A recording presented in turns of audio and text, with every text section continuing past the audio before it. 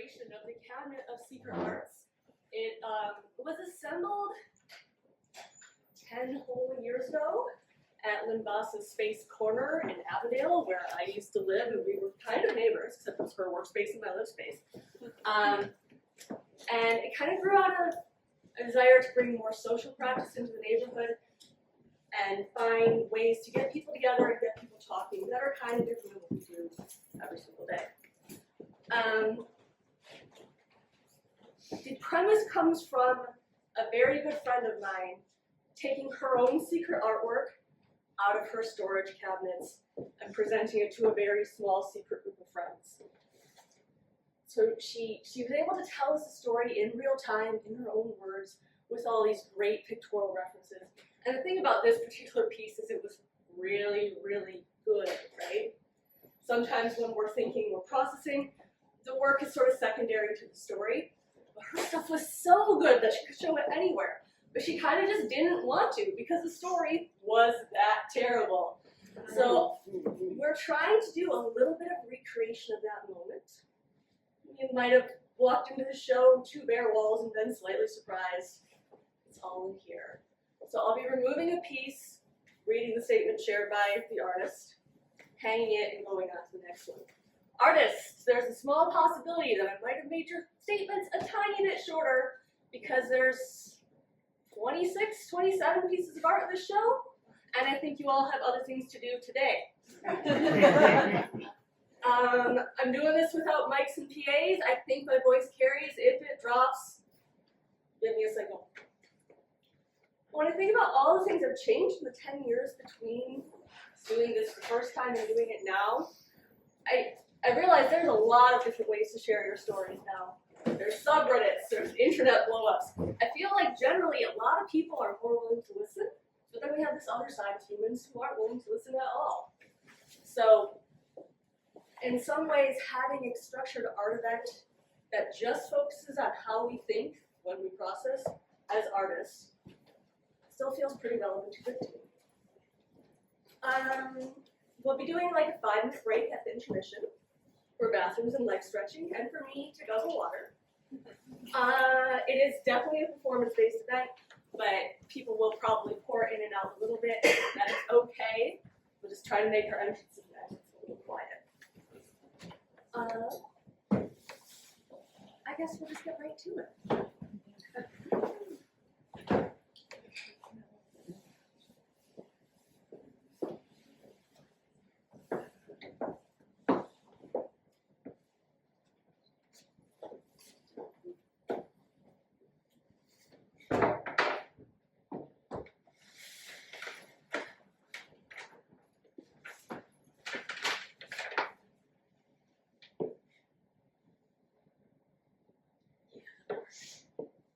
Ways and Means, 2025, Mixed Media on Paper.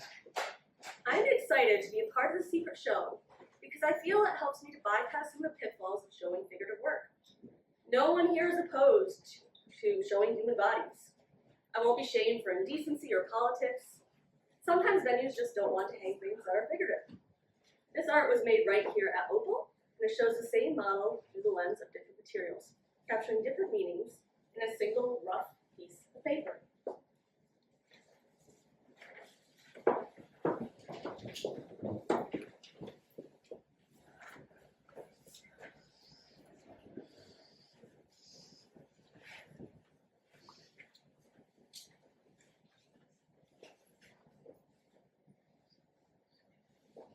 I Only Have Eyes, 2001, Flash on Linen.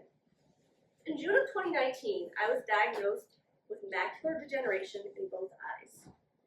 This was devastating news. My father and his older brother both went blind from this disease. There were steps I needed to take: never smoking again, supplements, regular visits to a retina specialist. They also found cataracts. Later, glaucoma joined the party. On my numerous visits to various eye doctors, I was exposed to charts and illustrations of eye problems. They were mostly grotesque images of different diseases of the eye. This painting was made in response to my experiences. It, like my optical issues, changed through the many months that I've worked on it. I am currently receiving injections to both eyes, hoping for them to outlive me.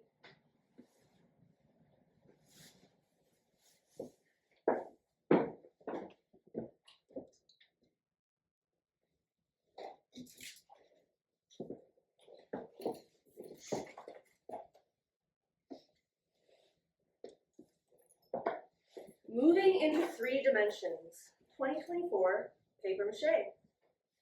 I was experimenting with taking my 2D art into 3 dimensions while listening to an audiobook about Gilda Radner's battle with cancer. My husband had recently discovered Gilda's Club, a cancer support group, and we were both trying to find ways to deal with our new normal after his diagnosis, his surgery and radiation, and new methods of maintaining his health. I had just lost my father and I was mourning. I wanted to keep my hands moving, and the therapy of art making was helping me through a very hard transition.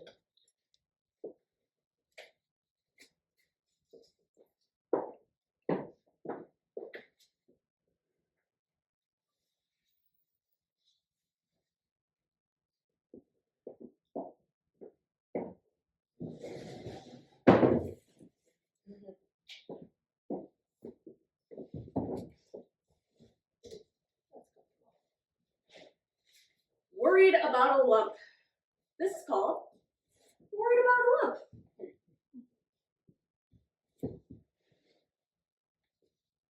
It's kind of figurative, so please squint. I'm not a painter, and I've never made anything figurative before or since. I was, in fact, worried about a lump in my armpit. I haven't looked at this in at least 10 years, and wow, it's worse than I remembered. It's unfinished. I kind of stopped working on it. I've thrown away so many canvases, or I've painted over them, or I've donated them. I take studio cleaning very seriously. But this one I've kept, and I don't really know why. So that lump, I did finally get a mammogram. Don't worry, I'd gotten an ultrasound around the time that I did the painting. The 2 techs looked at each other confusedly and said, well, it's just fat. But last year, about 18 years later, I got a mammogram and an ultrasound by the tech and then by the real doctor, and I am totally fine. Okay, so what is the lump? It's not fat. It's something called axillary breast tissue, which is like bonus milk ducts in my armpits.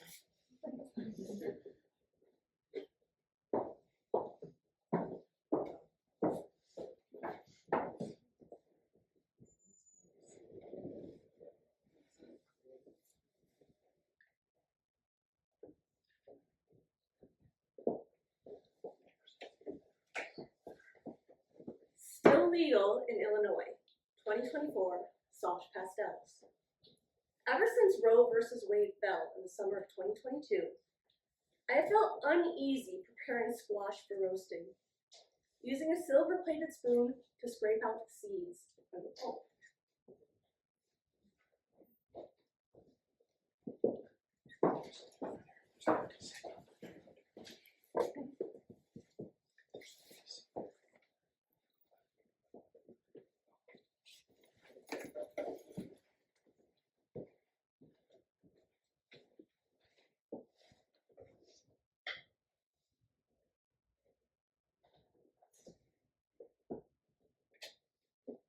Mimi, a fiber collage. After reading Vagina, a new biography by Naomi Wolf, I needed to create a personal biographical tribute to my reproductive system. I felt my vagina and its connections needed to be celebrated because women have many intricate connections between their brain and their reproductive systems. The wall hanging is named Mimi after my imaginary girlfriend that I discovered in my toddler years. She protected me then, and she still guides me in the present. The first fabric layer in the bright middle section represents my high school love and my first husband of 7 years. It is a boring, outdated calico that is completely covered with other, more interesting fabrics. These interesting fabrics represent other men, other passions, and other loves in my life. My present husband's symbol is a vintage rose hanky print. Beads that were from my mother's broken freshwater pearl necklace were added at powerful points. The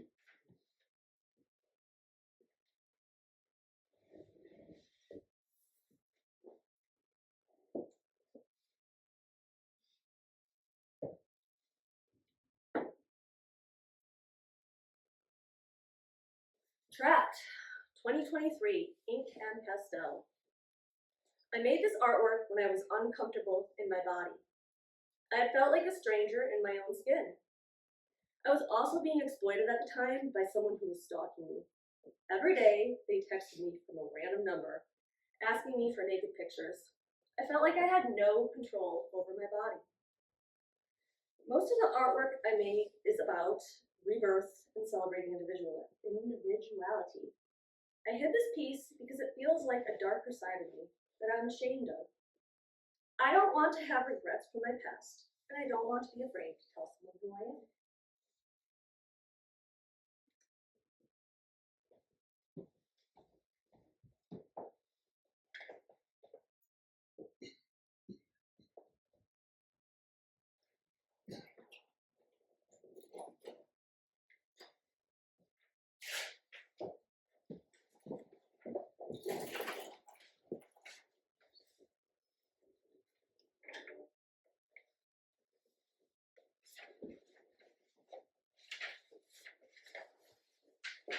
I feel humans' next need is a third evolutionary quality. Trapped. Nope, that was not you. Escape artist, 2009, mixed media. Inside my body lives an urge to escape, to run away, to hide, to scream, to swear, to pull my hair, and to disappear. I wrap myself in maps of places to go, trinkets to distract myself from wandering. I'm wondering, where do I fit in?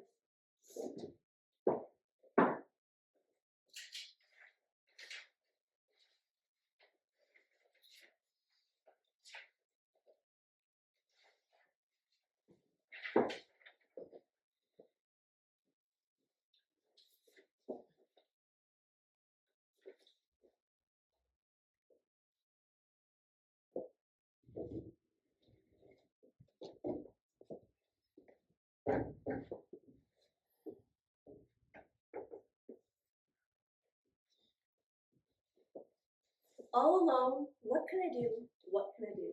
A photograph. I started losing my hearing in both ears at 7 years old. By 27, I was wearing a hearing aid. At 40, I was completely deaf. I took an interest in photography when I was 20 years old. I shot some for Chicago's American as a freelancer.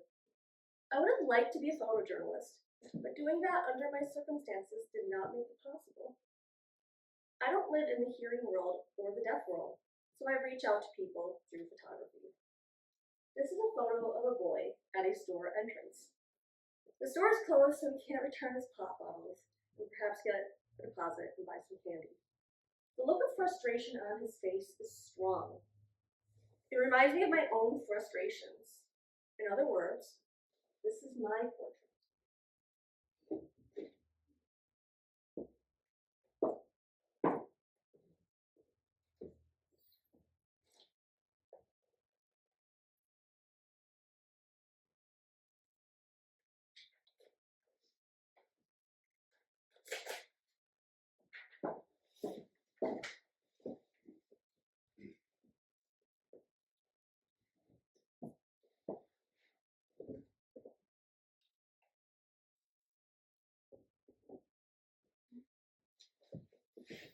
Lady of Skulls, 1997, pastel and marker on paper. I drew this almost 30 years ago. I've never shown it to anyone for two reasons that make it intensely uncomfortable. First, it was a direct response to my first psychedelic experience. Eating a full bag of magic mushrooms and commuting with Mother Earth in Wisconsin Prairie for 7 hours. This behavior for a 17-year-old Midwestern girl of strict upbringing was considered totally wild and unacceptable at the time. The second reason I kept this artwork secret, I think, is because it scared me. The skulls, the fires, the cringe, the pubic hair, the snake tonguing the nipple. What even was going on here? Raised in a Roman Catholic family with a zipped-up view on sexuality, this drawing seemed to mock and even threaten the pure, gentle images of the cloaked Mother Mary that had been a constant presence in my life.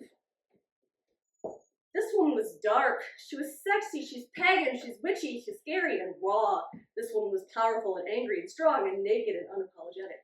This woman was me.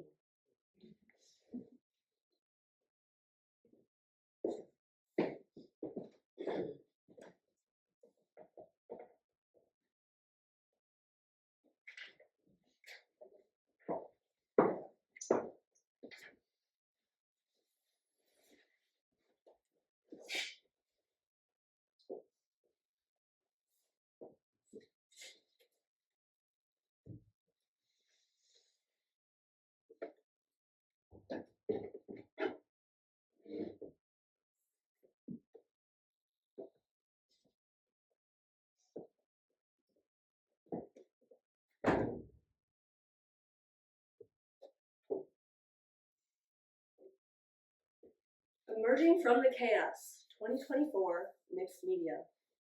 Emerging from the chaos is deeply personal. It's my response to the tumultuous dystopian world shaped by Donald Trump and his followers. Behind my political veneer, I've been hiding my anger, my disappointment, and profound sense of loss. It's a quiet but a growing fear that if these Trumpian times end, America as I know it might be gone forever. For far too long, I buried these feelings, but this piece has allowed me to finally face the unease and the deepening doubt I have about my country's future, things that I've kept locked inside.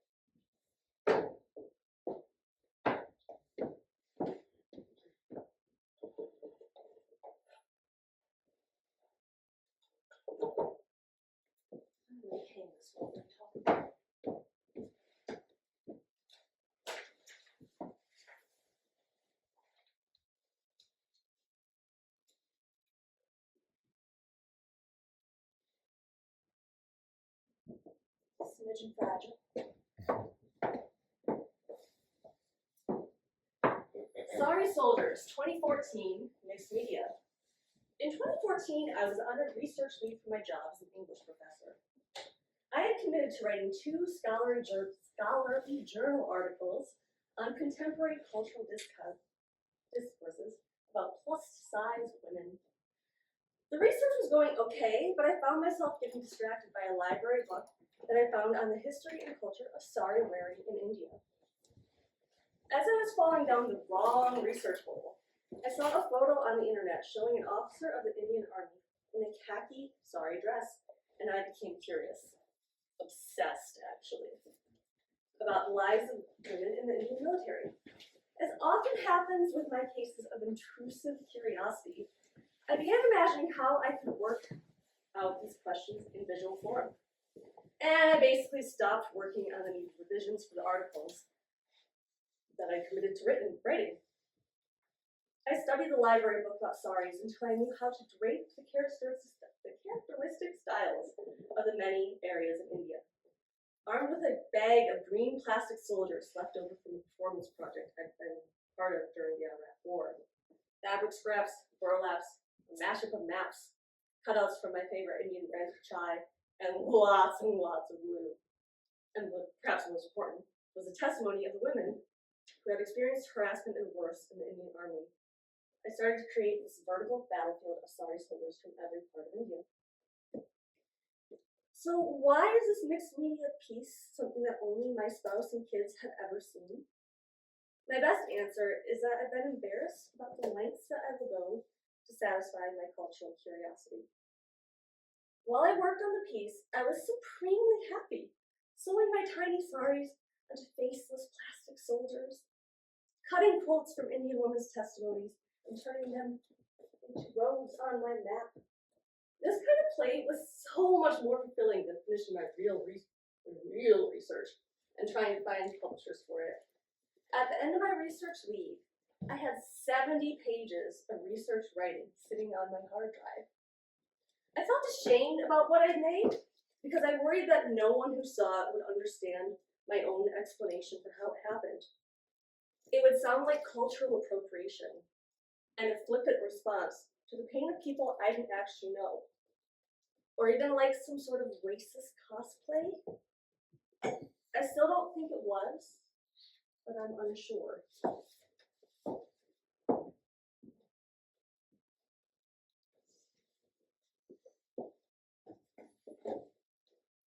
Secret Faces, 2024, accordion book. These are my secret faces. Until now, I was the only one who ever saw them. That's because they lived on my phone. I have been secretly drawing people on my phone on a blank screen with my index finger. I used to draw people in a small sketchbook, but they noticed and they turn away or leave the area. Now that everyone is using their fingers on their phone, I can sketch away. Who knows, you might even be on it too.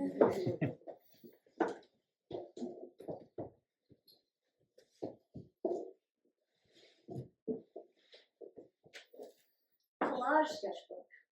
And everybody, we are all invited to touch and play and explore this. It's a pretty big book. The sketchbook is a way for me to experiment and create things that I would not necessarily be comfortable sharing as a final product. Around 2023, I started getting art block with drawing. I felt like every drawing I made was ugly, so I turned to collage instead as a way of getting my ideas onto paper. This is the collage sketchbook that resulted. A lot of these were made with friends or alone, and documented specific parts of my life, including the loss of my dog around August. The sketchbook ends with an astrology reading, and the notes from that are real. It's unfinished because I've regained my confidence in drawing.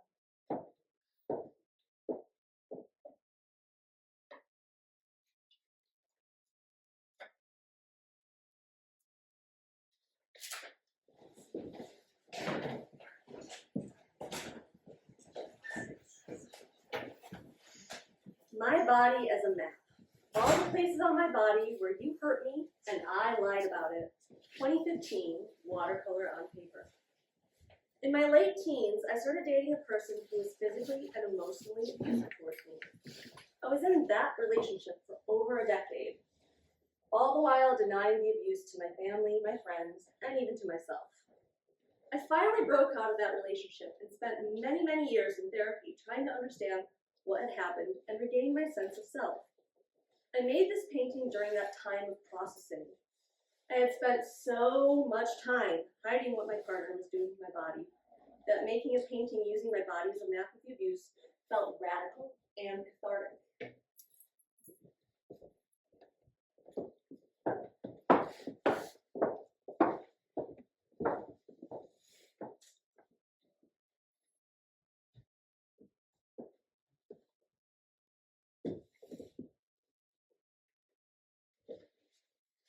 Bare Truth, 2021, oil on panel. I'm alone in the house. I don't know where he is, but I decide to put his laundry away. As I reach into his underwear drawer, I feel the slick texture of photos. They are placed neatly beneath his boxers. I remove two large format photographs of an adolescent girl.